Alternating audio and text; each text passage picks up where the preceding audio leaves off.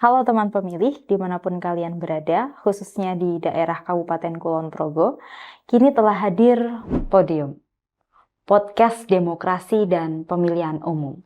Karena suara kita harus didengar.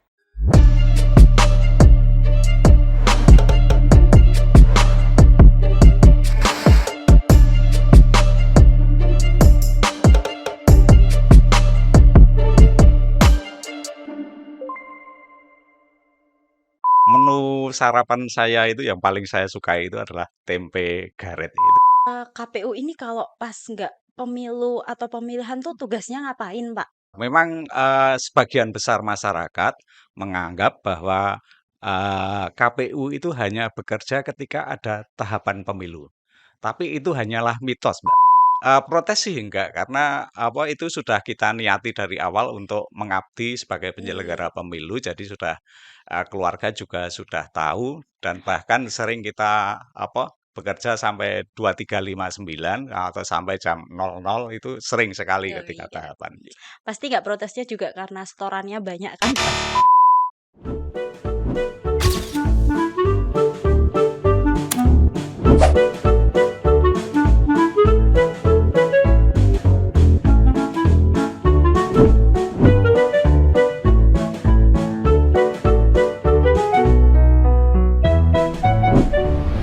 Pada podium kali ini sangat spesial ya. Ini adalah podium pertama dari KPU Kabupaten Kulon Progo. Di samping itu dan kita langsung bersama dengan Ketua KPU Kabupaten Kulon Progo, Bapak Budi Priana. Apa kabar, Bapak? Alhamdulillah baik, terima kasih. Senang bisa berbagi dalam suasana tetap informatif tapi tetap santai, gitu. Iya, sehat ya Pak. Saya lihat-lihat Bapak ini semakin muda nih Pak.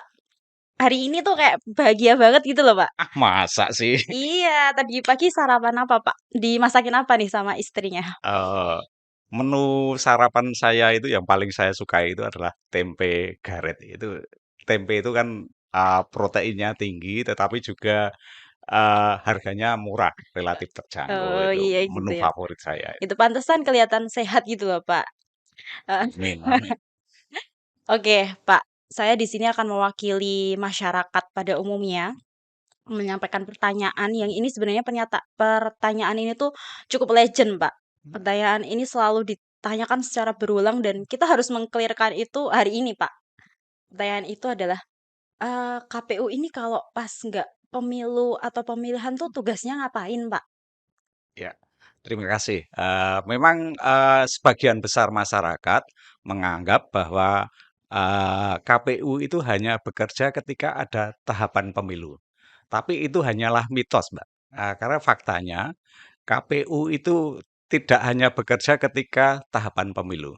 Karena pemilu itu merupakan sebuah siklus 5 tahunan, jadi selain hari pencoblosan, ada tahapan-tahapan sebelum pemilu namanya pratahapan, ada tahapan, dan setelah itu ada pasca tahapan.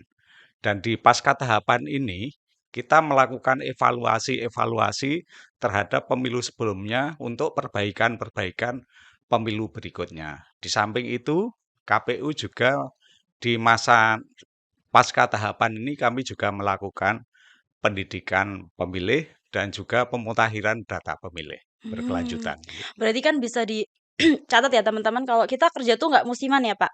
Betul, betul sekali. Tadi Bapak Ketua sudah menjelaskan ada pratahapan, tahapan, dan pasca tahapan. Nah, pratahapan sendiri ini berapa lama, Pak?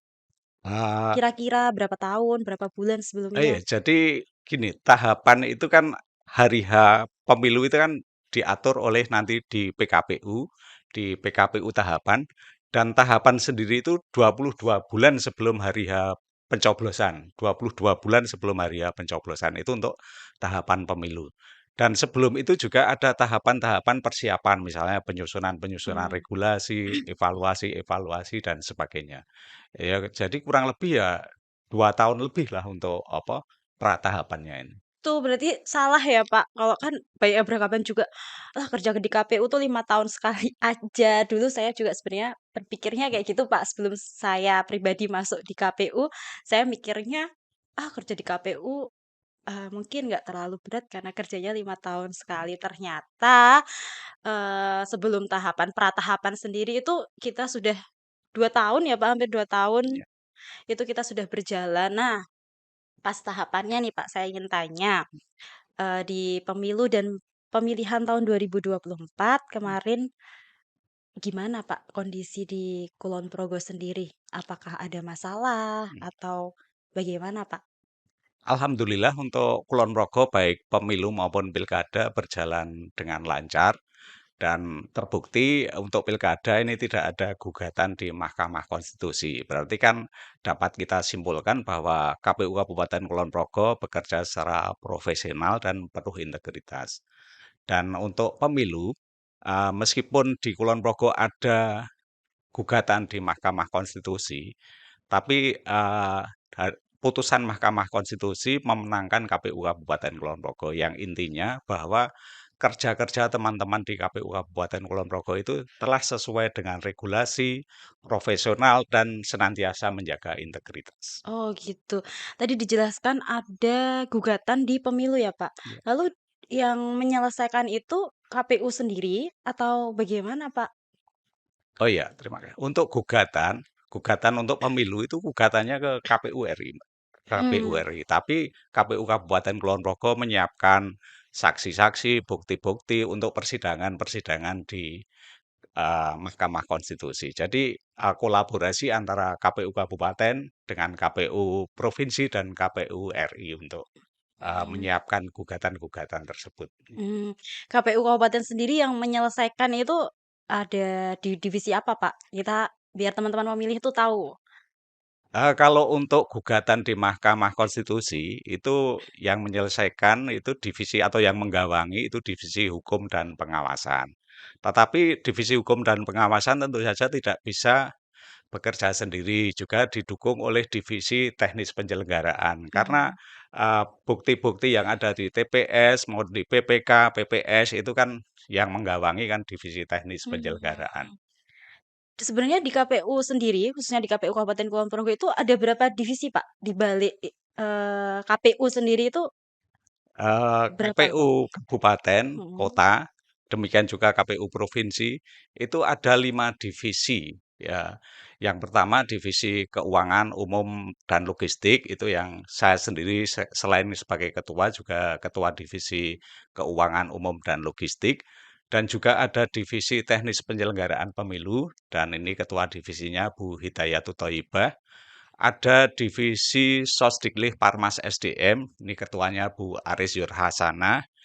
Ada divisi Hukum dan Pengawasan, ini ketua divisinya Pak Puja Rasa Satuhu. Hmm. Dan satu lagi divisi Perencanaan Data dan Informasi, ketua divisinya Bu Ria Harlinawati. Oh, itu divisinya ya, Pak. Ya, Kalau betul. dari sisi sekretariatnya nih, Pak, itu Oh berapa, ya, Pak? oh ya. KPU dalam menjalankan tugas dalam eh, memfasilitasi ketugasan-ketugasan KPU, itu komisioner dibantu atau didukung, difasilitasi oleh sekretariat, dan ini terdiri dari sekretaris, ada 4 kasubag, dan ada jajaran staf, dan total jumlahnya kurang lebih 30 orang dari jajaran sekretariat ini. Gitu. Oke, oke. Eee, Pak Ketua sendiri kan alhamdulillah di periode ini diamanai sebagai Ketua KPU Kabupaten Kulon Progo ya, Pak. Dan sebenarnya sebelumnya di tahun 2013, 2018 ya, Pak? Ya, Kalau nggak betul. salah Bapak juga bergabung menjadi tim di KPU Kabupaten Kulon Progo. Nah, selama bekerja sebagai komisioner di Ya. KPU Kabupaten Kulon Progo, berat nggak sih Pak kerja di KPU itu? Sebenarnya semua pekerjaan itu tergantung niat kita. Pekerjaan berat apapun kalau kita niatnya niat bekerja dengan baik, niatnya ibadah, insya Allah nanti akan diringankan oleh Tuhan. Demikian juga kerja di KPU itu sebenarnya juga berat, terutama tanggung jawabnya. Tapi karena kolektif kolektif kolegial dan kerjasama tim yang solid, alhamdulillah pekerjaan seberat apapun bisa terasa ringan untuk diselesaikan. Luar biasa, Masya Allah. Lalu Pak, eee, ada hal unik atau menarik nggak Pak, selama Bapak bergabung menjadi tim di KPU Kabupaten Kulon Progo? Ini hal yang unik atau menarik menurut kacamata pribadi saya ya. Iya. Jadi Di KPU itu kan kerjanya kan hari kalender. Hmm, Ketika tahapan itu hari kalender, tidak ada hari libur, tidak mengenal hari Sabtu, Minggu, hari besar. Bahkan kadang kita sering lupa ini hari apa karena waduh. hari Sabtu atau Minggu kita tetap masuk. Full ya Pak Ya berarti? full, betul, betul. Terus istri di rumah gimana Pak? Nah itu. Protes nggak? Ya sebenarnya tentu saja keluarga yang kita tinggalkan untuk bekerja ini tentu saja merasa Protes, tetap ya, ya? iya, merasa nggak nyaman juga. Misalnya hari Sabtu Minggu kan untuk apa pekerja-pekerja pegawai yang lain kan bisa untuk apa liburan, jalan-jalan. Tapi ketika tahapan waktu untuk keluarga itu jadi sangat berkurang. Tapi intinya protes nggak Pak? Ah, Ada keberatan nggak dengan Bapak ya, Sabtu Minggu? Bahkan saya dengar kan kemarin juga sampai 2359 terus kan Pak tahapan 2024 ya? iya betul, betul. Protes sih enggak, karena apa itu sudah kita niati dari awal untuk mengabdi sebagai Hmm, penyelenggara pemilu, jadi sudah keluarga juga sudah tahu dan bahkan sering kita apa bekerja sampai 2359 atau sampai jam 00 itu sering sekali oh ketika iya. tahapan. Pasti nggak protesnya juga karena setorannya banyak kan? Betul, betul. Urgensinya. Oke, kita ke teknis tahapan pemilu dan pemilihan tahun 2024 kemarin. eh, Apa Pak? Bapak kan menggawangi keuangan umum dan logistik ya Pak. Gimana caranya logistik itu dari kan ini dari KPU RI, KPU provinsi, KPU kabupaten sampai bisa ke TPS itu gimana Pak bisa mengakomodir semuanya ini dapat berjalan dengan lancar, aman gitu Pak?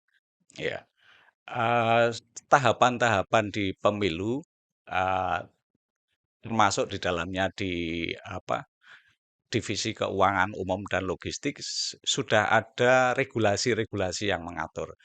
Ada PKPU, ada keputusan KPU, ada petunjuk teknis yang mengatur hal itu semua sehingga ini akan sangat memudahkan bagi apa kami di bawah Hmm, merupakan panduan dalam melakukan kerja-kerja untuk pengelolaan logistik sehingga logistik yang kita distribusikan sampai ke TPS bisa eee, tepat waktu, tepat jenis, tepat kualitas, tepat sasaran gitu.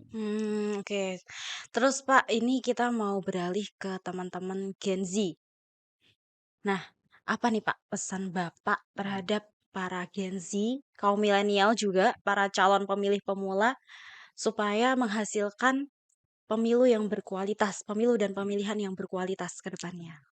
Sebelumnya kami apa, sampaikan dulu bahwa Gen Z ini adalah penentu masa depan bangsa Indonesia 20 atau 30 tahun ke depan. Karena Gen Z ini nanti yang akan menjadi menerima tongkat estafet kepemimpinan di baik di Kulon Progo maupun di eee, Indonesia pada umumnya. Dan tentu saja Gen Z ini mulai sekarang harus sudah menjadi belajar untuk menjadi pemilih yang cerdas, pemilih yang tahu siapa yang terbaik yang harus dipilih dan juga pemilih yang menghindari politik-politik transaksional apalagi money politik. Karena politik transaksional maupun uh, money politik itu akan merusak sendi-sendi demokrasi. Super sekali. Jadi satu kunci Pak, satu pesan penting untuk masyarakat pada umumnya atau khususnya Gen Z tadi, apa Pak? Satu pesan penting untuk mereka?